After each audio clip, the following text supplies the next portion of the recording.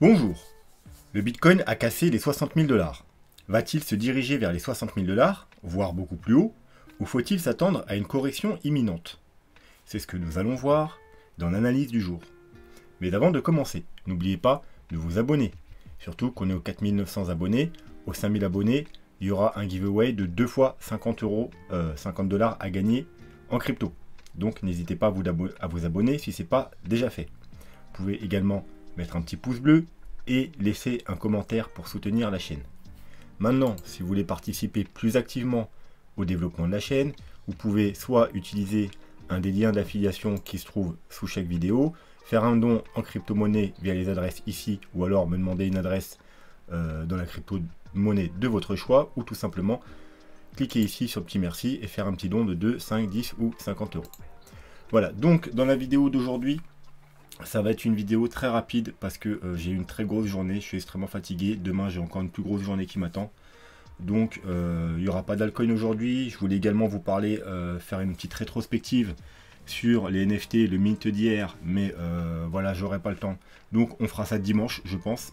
Parce que j'ai déjà, du coup, repéré quelques stratégies pour se faire de l'argent sur les lancements comme ça de NFT, donc on en parlera pour les prochains. Mais on fera tout ça dimanche. Donc aujourd'hui, on va faire exclusivement du Bitcoin et ça va être léger parce que tout se déroule plus ou moins comme prévu. On va juste voir à peu près ce qui nous attend, ce qu'il faut surveiller. On va faire une petite rétrospective, mais voilà, on va voir ça dans quelques minutes. Tout d'abord, on va jeter un œil à la map. Et la map est très mitigée, comme vous pouvez le voir. Donc, pump du Bitcoin, mais les altcoins, toujours mitigés. Bon, il y a quand même Matic qui nous fait un bon 18%. On a Shiba qui perd 10%. On a X qui perd 22%. XS qui perd 10%. Voilà. Et le reste, c'est pas énormément des gros pumps. Hein. Du 6, 5, 4, 3, 2. Voilà quoi. C'est les altcoins. Les altcoins ont pump ces derniers jours pendant que le Bitcoin consolidait. Maintenant, le Bitcoin il repart à la hausse. Les altcoins, eh bien, ils reconsolident un peu, voire ils corrigent légèrement, et voire même un peu beaucoup pour certains. CryptoFear, on est toujours à 71, donc toujours dans les 70. Hein. Donc la zone un peu critique, car nous, ce qu'on veut, c'est passer au-dessus des 80. Et ce qu'on veut pas, c'est repasser en dessous des 70. Maintenant, avec le pump qu'il y a eu aujourd'hui, je pense que demain, le CryptoFear, il sera sûrement dans beaucoup plus haut. Donc soit vers les 78, 79, soit même peut-être qu'enfin, on va passer la barre des 80. Parce que c'est ce qu'on attend pour avoir une très belle poussée haussière. Donc CryptoFear, voilà, on verra ça demain, ce qu'il en est. Ensuite, hop, le dollar, rapidement. Le dollar, eh bien, pas trop de news, hein. Tout se passe bien, il continue cette petite correction sur après avoir atteint la grosse résistance. Donc bien entendu c'est ce qu'on veut à nous pour le Bitcoin. Hein. On veut pas bien sûr qu'il passe cette résistance parce que ce serait plutôt mauvais signe. Mais là du coup bon tout se passe bien, il a fait un double top sur la grosse résistance. Il continue à corriger légèrement, il a l'air de vouloir se stabiliser un peu, mais bon, globalement pour l'instant tout va bien. Donc le Bitcoin, alors on va commencer parce qu'il y a beaucoup de nouveaux sur la chaîne hein, depuis ces derniers jours, dernières semaines. Donc on va faire une petite rétrospective du travail qu'on a fait sur la chaîne. Donc ceux qui sont là depuis longtemps, vous pouvez passer directement à la suite si ça ne vous intéresse pas, parce que vous étiez là. Donc il y aura la timeline en dessous de la vidéo. Mais pour les nouveaux, comme ça vous pouvez voir le travail qu'on fait sur cette chaîne et justement voir si ça vous intéresse et peut-être ça va vous motiver à vous abonner. Donc on a commencé la chaîne à peu près par ici, vers le fin mars. Et ici, on a pris des gros profits sur pas mal d'altcoins qui avaient fait leur top ici, parce qu'on avait calculé les tops avec notamment les vagues d'Elliott. Donc on avait pris nos profits sur pas mal d'altcoins et on avait donc trouvé les tops de pas mal d'altcoins. Ensuite, on a eu un fort rebond là. Et ici, on a pris encore des profits sur d'autres altcoins qui ont trouvé leur top ici également. Et on est sorti soit en partie, soit totalement du marché pour repasser en USDT, en stablecoin. Voilà. parce que bien entendu, tout ici, on avait repéré la chute à venir. Et on n'avait pas les confirmations qu'il nous fallait pour aller plus haut. Ensuite, toute cette période, on a fait du DCA, c'est-à-dire on a racheté sur chaque bottom, on a racheté toute cette période. Puis, on a racheté encore, toujours en DCA, sur les confirmations que nous ont donné les différents indicateurs. Voilà, on a pris également des trades, hein, parce qu'on fait de l'investissement et du trading ici. Donc on a pris également des trades, hein, notamment sur ce dernier bottom, on a pris un joli trade. Ici, on a pris nos profits sur les trades. On est ressorti un peu aussi pour faire du cash. Et on a racheté ici, sur la correction. Voilà. Ceux qui avaient loupé le train, ou ceux qui voulaient reprendre des trades, alors on va passer en 4 heures. On est repris encore un peu position ici, sur les petits time frames, à la cassure de cette petite consolidation. Et ensuite, quand on est arrivé... alors, avant ça... non, c'est bon, on a tout dit. Et ensuite, ici, on a dit prudence. On revient sur la zone qu'on a testée ici. Donc on attend de casser la zone avant de faire des folies, parce qu'il y avait beaucoup de monde qui était euphorique ici. Donc on a refait des petits achats ici. Ici, on avait dit, quand tout le monde s'excitait, parce que voilà, ça commençait à pumper, on a dit non, attention, faut pas s'exciter. On attend d'avoir les confirmations. Donc du coup, on a corrigé. On a racheté encore une fois ici. Ensuite, on est reparti à la hausse. On a cassé la ligne rouge. On avait vu la petite trendline baissière. On est reparti sur la ligne rouge. Et là, du coup, je vous ai dit, c'est un bon niveau d'achat. D'ailleurs, c'est même hier que je vous ai dit ça, il me semble, dans la vidéo d'hier. Je vous ai dit, pour les débutants, oubliez les posts que je fais sur Twitter, parce que sur Twitter, je fais plein de posts pour chercher les petits bottoms, les machins, sur des tout petits time frames. Hier, je vous ai dit, oubliez les petits time frames, les débutants. Concentrez-vous sur les plus gros time frames. Donc hier, je vous ai parlé du 4 heures. Je vous ai dit en 4 heures, on a cassé la zone. On fait un pullback. Vous achetez ici. Vous mettez un petit stop à 2%. Et vous attendez que ça se déroule. Voilà. Et si on va plus bas, vous prenez votre perte de 2%. C'est rien, mais les gains seront beaucoup plus importants que les pertes. Voilà. Donc, vous voyez, par rapport à ici, on a déjà fait 8%. Ça veut dire 4 fois le stop que théoriquement, ceux qui sont en trade, ils ont dû mettre. Et il y en a pas mal qui sont rentrés en trade ici parce qu'ils les ont envoyé leur trade. Donc bien joué à tous ceux qui ont pris des trades ici. Hein. Moi également j'avais pris le trade, donc je vous l'avais partagé également sur Twitter parce que je partage beaucoup de trades sur Twitter. Je les partage pas en direct souvent parce que je veux pas que vous fassiez du copy trading. Mon but c'est de vous former, c'est pas que vous copiez bêtement. De temps en temps, ça m'arrive de vous partager un trade instantanément, voire même avant. Des petits cadeaux comme ça, mais c'est plutôt rare parce qu'en général je préfère que vous vous débrouillez par vous-même. Donc voilà, maintenant on est toujours dans la hausse, hein. Donc comme vous pouvez voir, hein, on a quand même bien travaillé depuis le début, hein. Alors au cas où, toutes les zones là, on les a pas mis après coup, hein. Elles étaient là bien avant que ça se produise, hein. La zone là, on l'avait mis ici, la zone rouge ici, on l'avait mis ici. La zone rouge ici, on l'avait mis quand on était ici. Cette zone-là, on l'avait mis quand on était ici, etc., etc., etc. Donc, on prévoit un peu tout à l'avance. Alors, bien entendu, à chaque fois qu'on a un scénario haussier, on a le scénario baissier en contrepartie, en tête, parce qu'on n'a jamais qu'un seul scénario. Le but, ici, c'est de prévoir tous les scénarios, mais de jouer le scénario qui se déroule sous nos yeux. Ça veut dire qu'à chaque fois, on attend des confirmations de l'un ou de l'autre scénario. Alors, ici, on avait également le scénario bullish, qu'on continuait à monter.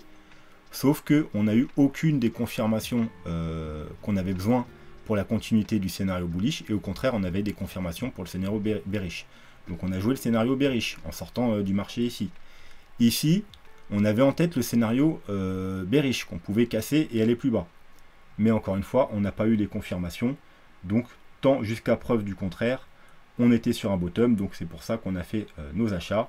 Et pareil, à chaque coup, on a toujours deux scénarios, mais on joue celui qui se déroule sous nos yeux. Comme je dis toujours, ne mettons pas la charrue avant les boules, ou ne vendons pas la peau des bears avant de les avoir tués. Voilà. Donc, le gros scénario bear qu'on avait ici, c'était, rappelez-vous,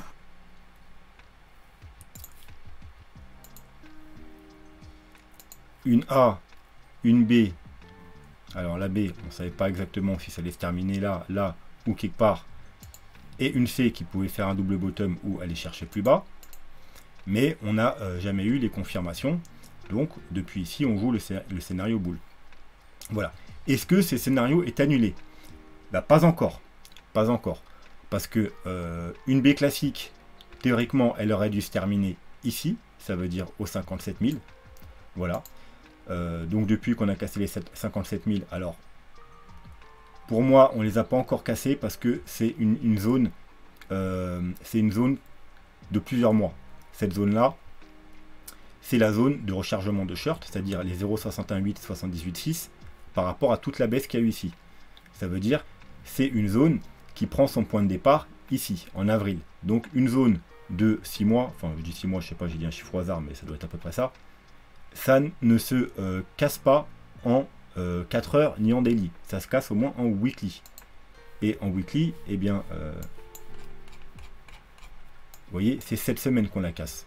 Donc, pour moi, elle n'est pas encore, elle n'est pas vraiment confirmée la cassure. La cassure sera confirmée dimanche soir si on clôture ainsi. Pourquoi? Parce que on a une bougie qui sera bien au-dessus. Comme j'ai toujours dit, une cassure, elle est confirmée. Soit on a vraiment une cassure franche, soit si on a une toute petite cassure, il faut attendre la bougie d'après. Là, si on clôture comme ça dimanche soir ou un peu plus haut, techniquement, ça validera la cassure de ce niveau-là.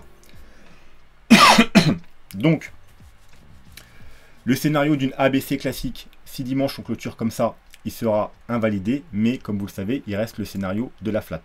C'est-à-dire une ABC avec une B qui va très haut. Le premier target et la target principale d'une flat, c'est le Fibo 0,90 et qui se trouve exactement au 61 500. Ça veut dire le niveau qu'on est actuellement. C'est pour ça que là, il y a un petit ralentissement. C'est le dernier niveau qui donnera des probabilités à ce scénario de se dérouler, des probabilités correctes.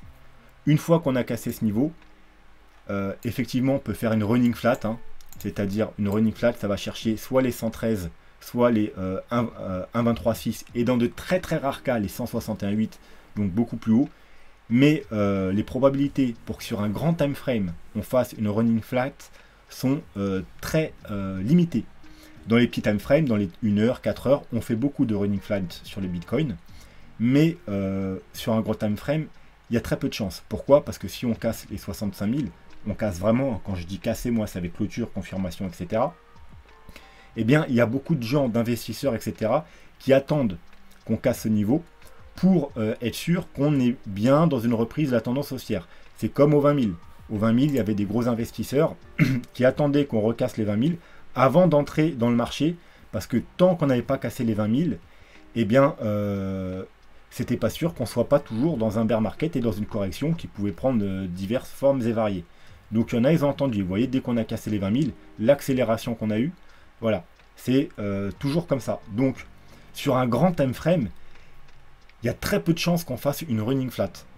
Parce que, voilà, sur petit time frame, oui, ça arrive souvent. Sur gros time frame, non, parce qu'il y a de gros investisseurs, de gros portefeuilles qui, peut-être, ont déjà investi plus bas. Mais il y en a qui attendent la cassure ici. Et il y en a même qui ont investi plus bas. Ils vont rajouter peut-être des billes sur confirmation de la cassure des 65 000 $. Parce que là, du coup, ça annonce qu'on va aller beaucoup plus haut. Et ça valide le fait que la correction est bel et bien terminée définitivement. Comme je vous ai dit, bien entendu, il reste toujours un scénario de running flat. Mais sur un grand time frame, c'est pas privilégié.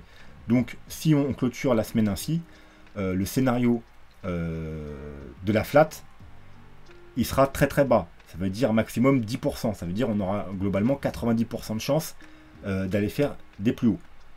Voilà. Ça ne veut pas dire qu'il faut l'effacer totalement de nos têtes. On peut le garder dans un petit coin, mais il sera très peu probable qu'il se réalisera.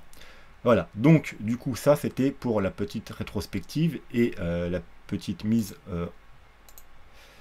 de voir exactement où on était par rapport à la situation. Bien entendu, nous, on est dans le scénario boule, comme quoi on a trouvé un bottom ici sur une fin de vague corrective, et que là, on est dans une vague 1, 2, 3, 4 et 5. Voilà. Qu'on verra après en ayant voir les vagues d'Elliott.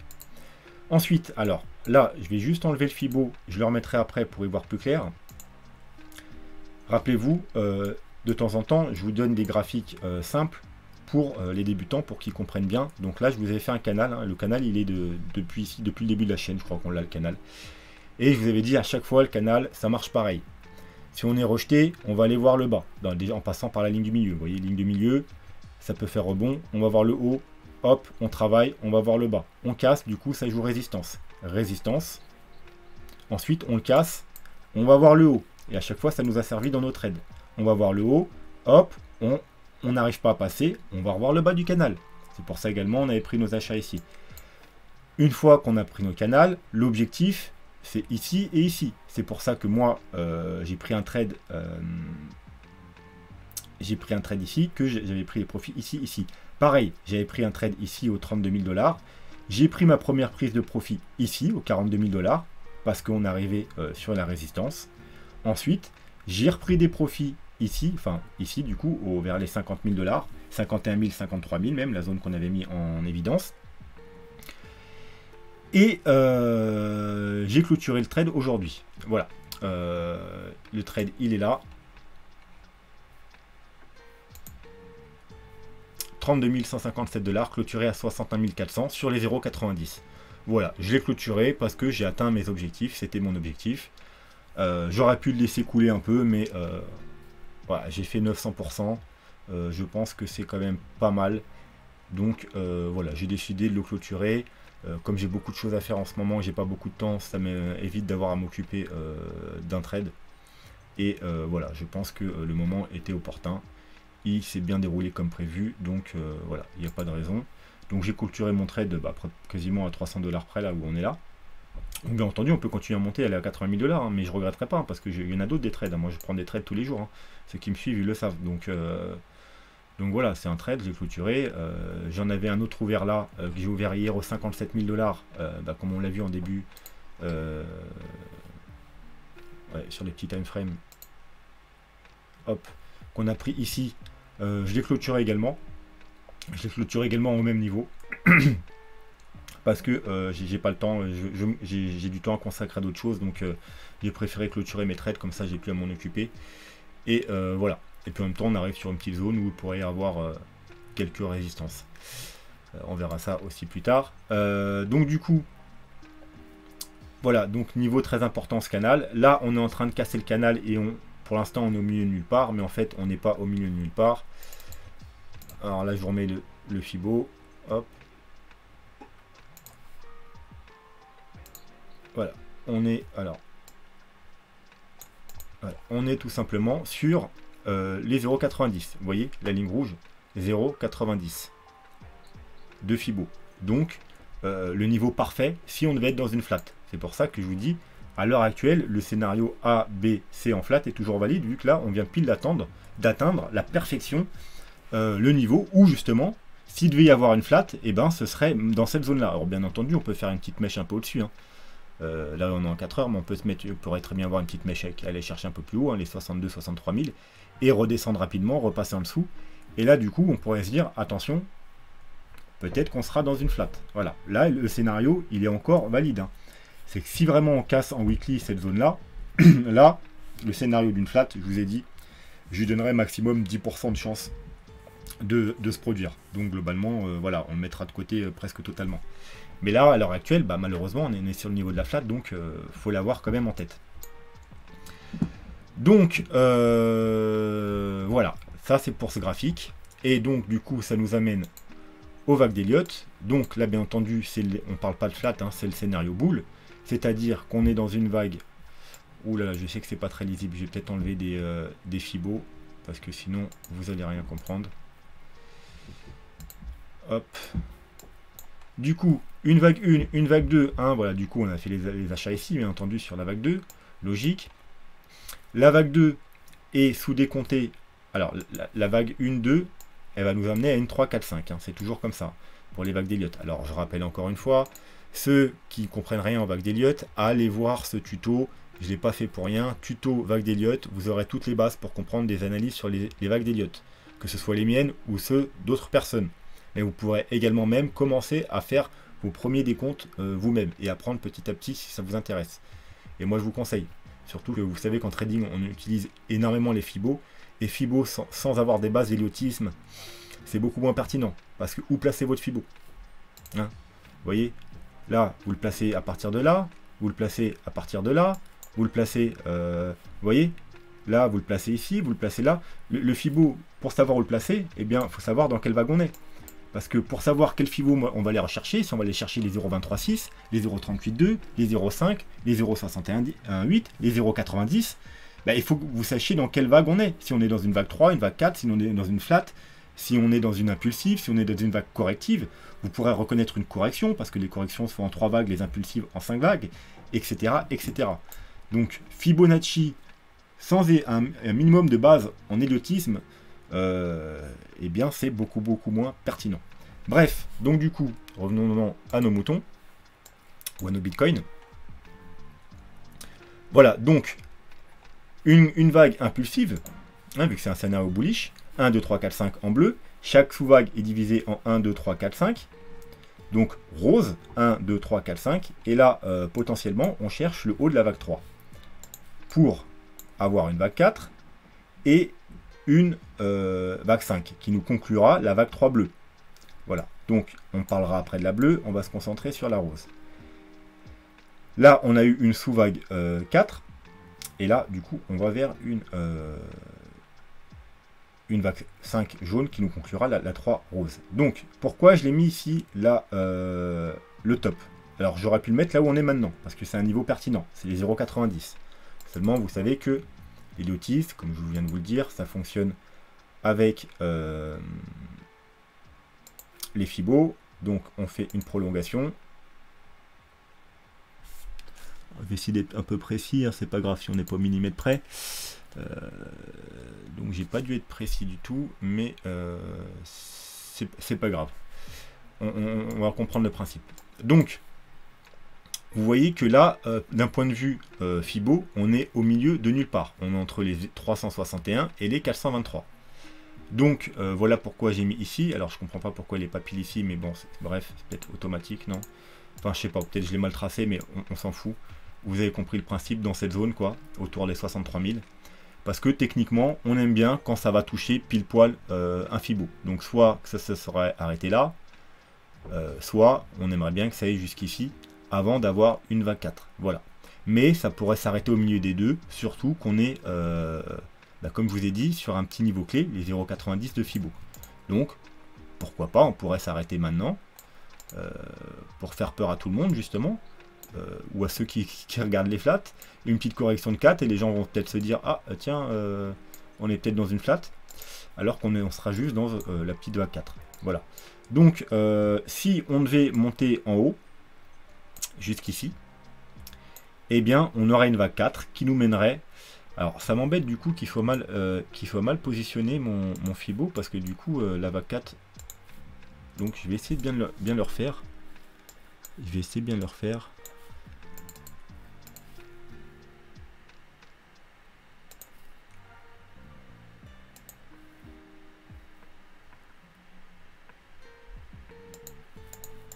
Alors, est-ce que c'est mieux? Ah bah, cette fois-ci, elle est plus haute. Bon, ouais, à peu de choses près. Donc c'est pas grave. On va laisser ça comme ça. Ouais, elle est plus haute à quelques dollars. C'est pas grave. Donc, alors une alarme. J'ai peut-être enlevé l'alarme. 2 secondes. Sinon, elle va nous gêner. Qu'est-ce que c'est? Ok, ça doit être GLD parce que j'ai un trade sur le GLD. Ouais, je l'ai partagé sur Twitter, le niveau d'achat sur EGLD. EGLD, hop, voilà, je vous montre. On avait un triple support, c'est-à-dire une moyenne, une ligne long terme. Vous voyez la grande ligne rose. Là, on a un petit triangle, donc on est sur le bas du triangle. Donc deuxième support. Troisième support, la trendline baissière qu'on a cassé là, qu'on vient retest. Donc je vais vous montrer en 1 heure ce que ça donne. Triple support.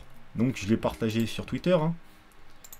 Ouais, je partage pas mal de choses, hein, donc n'hésitez pas à me suivre sur Twitter. Où c'est que je l'ai partagé?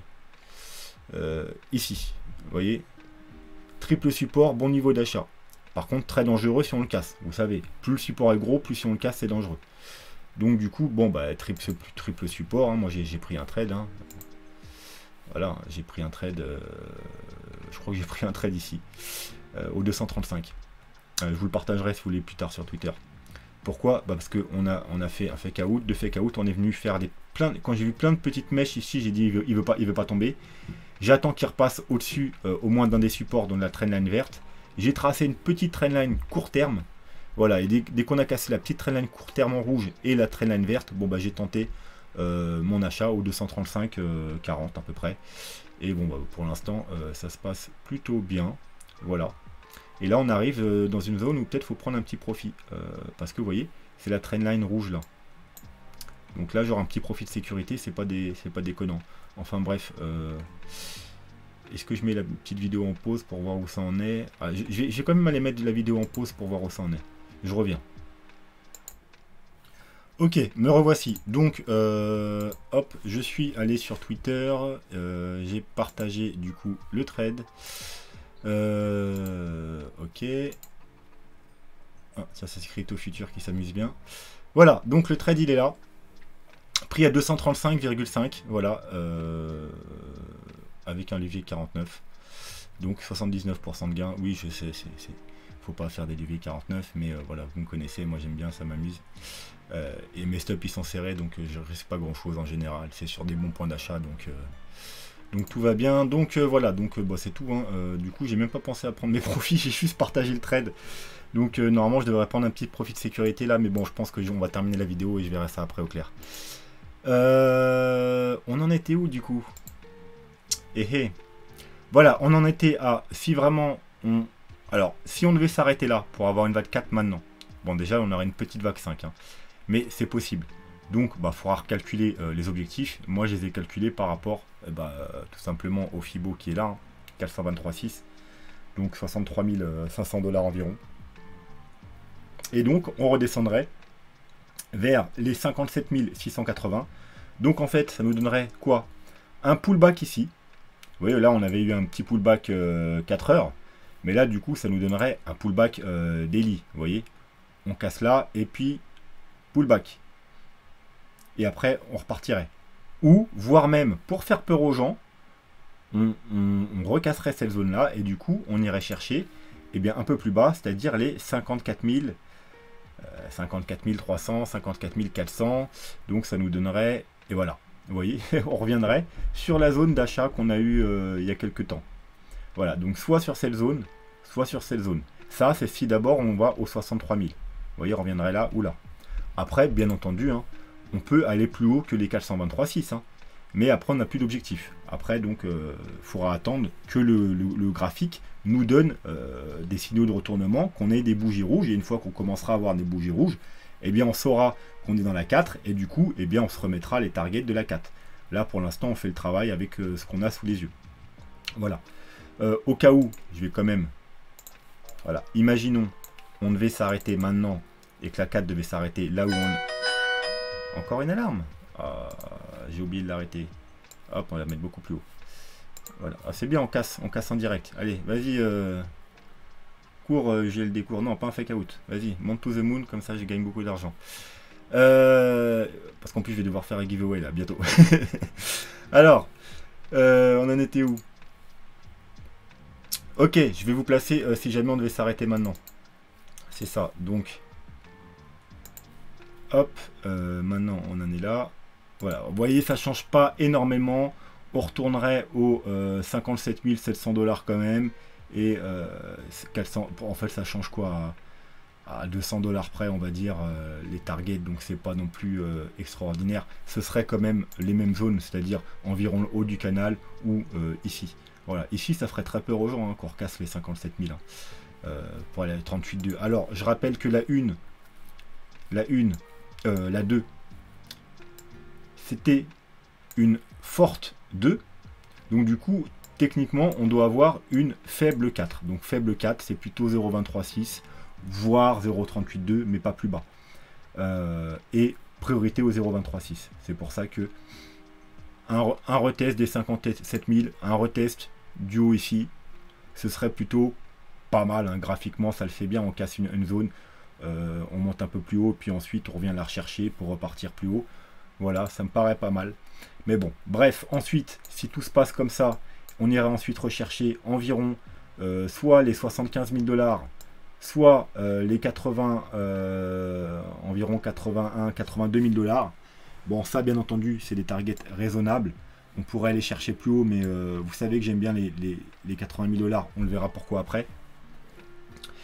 Et ensuite, redescendre. Alors, si on s'arrête là, on va prendre la target la plus basse. Hein, on aime bien être le plus réaliste possible. Eh bien, on redescendrait vers les 66 000 et aux 60 000 $ avant d'avoir une dernière grosse vague qui nous mènerait enfin vers la target principale, 130 000 $. Donc, et la target basse, les 100 000, et la target haute, toujours raisonnable, autour des 190 000, et puis ensuite on a même les targets moins raisonnables, c'est-à-dire très bullish, autour des 250 000 et 300 000 $. Mais voilà, donc du coup ça c'est pour le plan Elliott. Maintenant, je vous ai parlé de confirmation. Je vous ai parlé de confirmation en fin de semaine.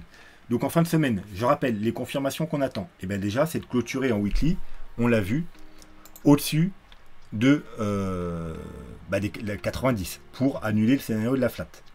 En même temps, si on clôture au-dessus des 90,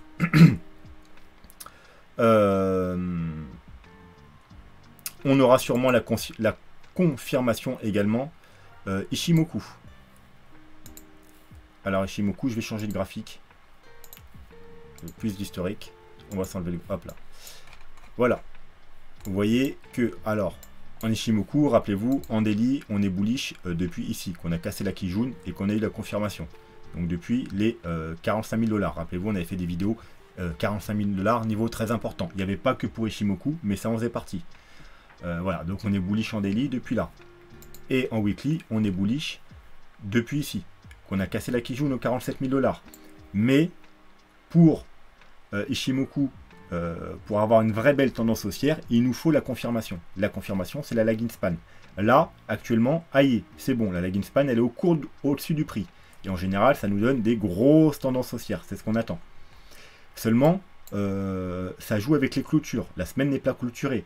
Si, par exemple, demain et ce week-end, on rechutait et on redescendait aux, on sait rien, 54 000 $, eh bien, hop, ça reviendra en arrière. Vous voyez, il n'y aura pas de clôture au-dessus du prix. Donc, il n'y aurait pas de validation. Donc, à la fin de la semaine, si on est toujours à peu près à ces niveaux ou un peu plus haut même, eh bien, non seulement on sera au-dessus de la 0,90 et on aurait confirmation Ichimoku.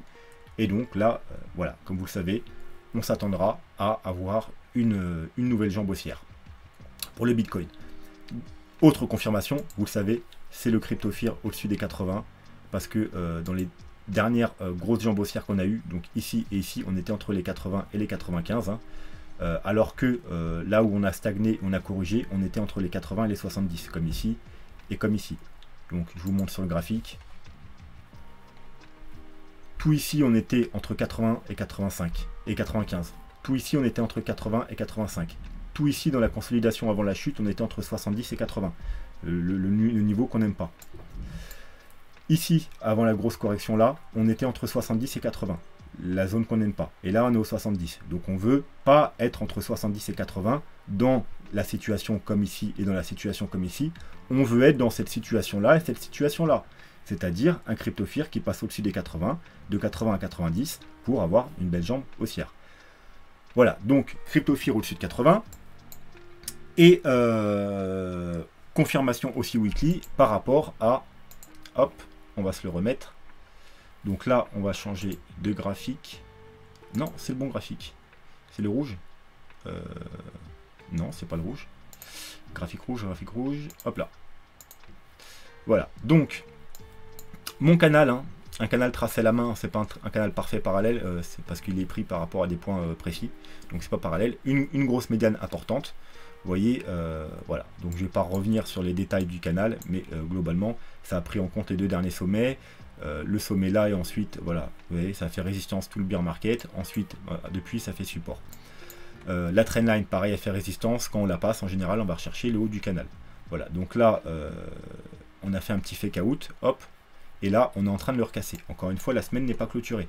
Hein, si on redescend, on pourrait très bien retomber. Donc, si on clôture la semaine comme ça, vu qu'on a une belle bougie au-dessus, la cassure est confirmée, donc il faut s'attendre à se diriger vers le haut du canal. Haut du canal qui se trouve, selon le temps qu'on va y mettre, entre 250 000 et 300 000 $. Ça vous rappelle quelque chose? C'est les chiffres que je vous ai donnés il y a 5 minutes par rapport aux vagues d'Elliott. Les cibles les plus bullish. Voilà. En cours de route, on pourrait rencontrer la ligne rose, qui est une trendline baissière par rapport aux deux derniers sommets, les 20 000 $ et les 65 000, qui se trouve aux alentours des 80 000 $. Ça vous rappelle quelque chose? C'est pareil, c'est le plan Elliott, c'est la zone qui est là. 75 000 aux 80 000 $. Donc, il pourrait y avoir une vague 4. Pour aller rechercher quoi? On a dit environ les 65 000 $. On va repasser sur le plan. Donc, si on allait ici, excusez-moi, vers les 75-80 000 $, on pourrait corriger, aller chercher les 65 000 $. Ça veut dire un pullback sur la médiane, justement. Donc, on va chercher la ligne rose. Petit pullback de vague 4 sur la trendline qu'on a cassée. Et ensuite, on repart à la hausse pour une vague 5. Et ensuite, les objectifs, ce sera bien entendu ici par rapport à ce graphique. Mais vous savez que on a des objectifs plus raisonnables qui sont entre les 100 et 130 000 $, notamment au-dessus des 130 000 $. Pour les avoir, ils ne sont pas dans mon canal, parce que ça, c'est des objectifs très bullish, parce que c'est un canal linéaire. Il faut passer sur un canal logarithmique, plutôt une courbe logarithmique. Hop, qui se trouve ici. On enlève mon graphique pour ne pas gêner. Et voilà. Donc, pareil, on a un point haut, un point bas, des lignes intermédiaires. Celle qui nous importe, nous, en ce moment, c'est la orange, c'est la médiane. Correspond à peu de choses près à la médiane de mon canal. Et comme vous pouvez voir, vu qu'elle se trouve à peu près au même niveau en ce moment que la médiane de mon canal, on a fait un fake out, résistance, là on la casse. Pareil, clôture weekly, on peut s'attendre à aller rejoindre le haut. Mais le haut du canal, il se trouve où? Tout dépend à quel moment on va y arriver. Mais entre les 130 000 et les 150 000 $. Donc voilà, 130 000, 140 000 $, c'est la cible à privilégier, la cible plus réaliste. Et je vous rappelle que par le passé, hop, voilà, premier bull run, on a fait un fake out, on a été rechercher la ligne rouge, on est repassé chercher la ligne verte. Ensuite, dès qu'on l'a passé, en un mois, on a atteint le sommet. Deuxième bull run, on a fait un mini fake out. Alors, il ne se voit pas trop en monthly, mais si on passe en weekly, il se voit un peu mieux. Vous voyez, petit, on est où? Petit fake out. On va rechercher pas la ligne verte, mais pas trop loin non plus. Et ensuite, quand on repasse au-dessus, eh bien, cette fois, on n'a pas mis un mois, mais on a mis 3 mois. 1, 2, 3 mois, on est parti rechercher le sommet. Et premier bull run dont j'ai oublié de vous parler, une fois qu'on a passé la ligne orange, on a mis 2 mois. Donc 2 mois, 1 mois, 3 mois. Donc globalement, il faut s'attendre à, si on clôture là au-dessus, alors on va pas attendre la clôture mensuelle, hein, parce que vous avez vu qu'en un mois on peut se retrouver en haut. Donc on va considérer du weekly. Si on clôture en weekly comme ça, en même temps on aura eu toutes nos autres confirmations. Et donc on peut jouer le scénario d'aller rejoindre au moins le haut de ce canal. Bien entendu, après si le canal il part à la hausse, il se casse à la hausse, et bien les targets ce sera hop, le haut du graphique, c'est-à-dire les 250 000, 300 000 $.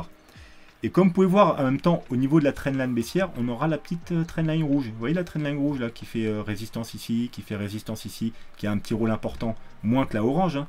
Et bien voilà, à ce niveau-là, on devrait avoir de la réaction. C'est quasiment sûr et certain qu'entre les 80 000 et les 75 000 et les 90 000 $, on aura une réaction avec une vague 4. De toute façon, on attend une vague 4 avant une dernière vague 5. Hein. Donc voilà. Voilà, donc là on est au mois de octobre, donc ce qui veut dire si on casse, si c'est cassé ce mois-ci, ça veut dire qu'il faudrait s'attendre soit en novembre, soit en décembre, soit en janvier, qu'on atteigne les 140 000, 130 000 à 150 000 $ au minimum, avec peut-être un petit rejet avant, une petite correction aux alentours des 75 à 90 000 $. Voilà. Ça c'est les dernières confirmations qu'on attend et ce qui va se passer, le scénario qu'on privilégie si on a toutes nos confirmations. Voilà, donc je pense que on a fait le tour. Alors je vais regarder un coup d'œil Ouais, on peut aussi parler également, allez, pour les nouveaux, de deux choses. Hop, hop, hop. Voilà. Le Gaussian Channel. Tout à l'heure, je vous ai dit qu'on attendait les confirmations baissières avant de mettre le plan bear en action.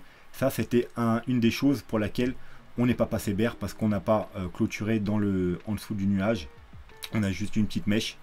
C'est, enfin, un nuage. Un canal, c'est le Gaussian Channel. Vous voyez, il est très pertinent. Quand on est au-dessus, on est en bull market. Et quand on est en dessous, on est en bear market.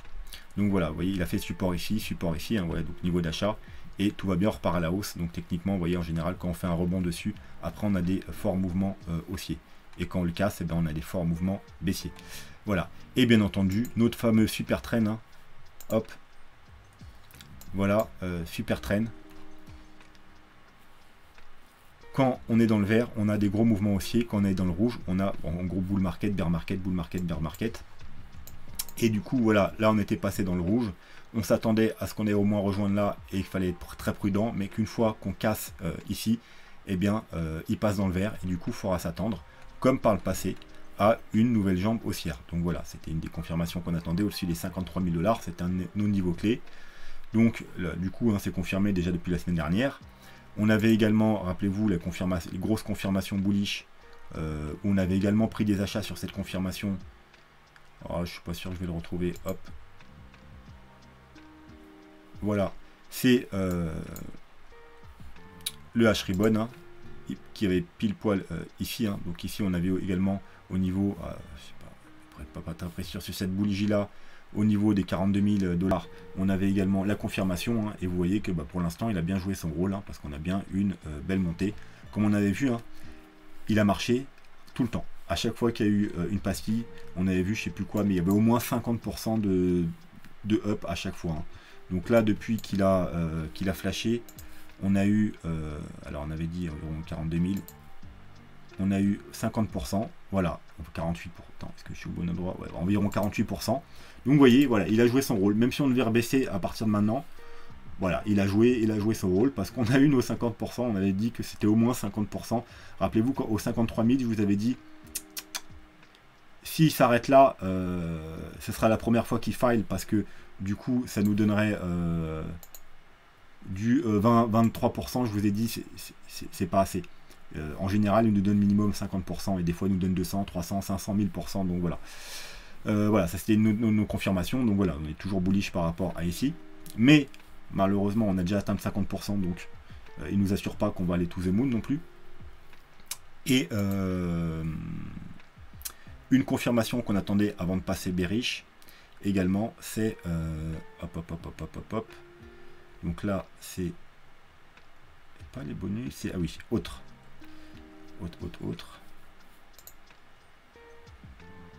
Voilà, rappelez-vous, hop, NVT, très important.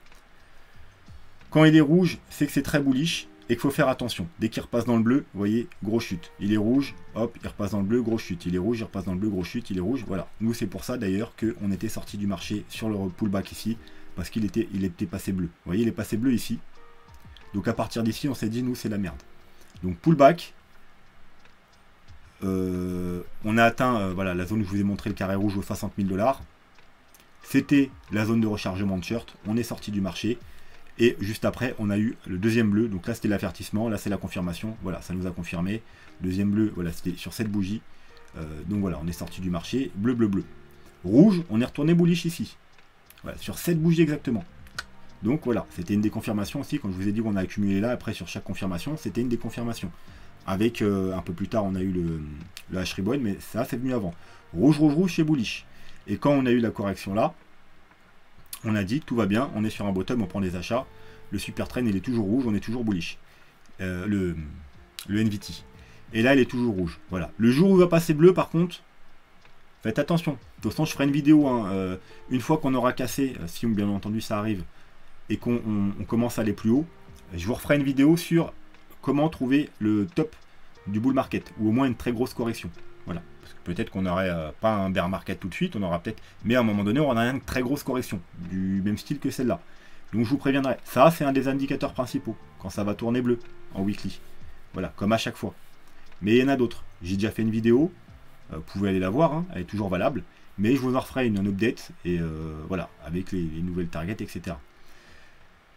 Donc voilà, ça c'était un indicateur qui nous disait qu'on était toujours bullish, et qu'on est toujours bullish pour le moment. Voilà, sinon, je pense que ça ira pour aujourd'hui, ça fait déjà beaucoup de choses, et la vidéo est déjà, je pense, assez longue comme ça. Donc sur ce, soyez prudents. Voilà, dimanche soir, on attend dimanche soir, on verra la clôture pour voir qu'est-ce qui se passe. Sur les petits time frames, bah là, à l'heure actuelle, mis à part le point d'entrée que je vous ai donné hier, maintenant,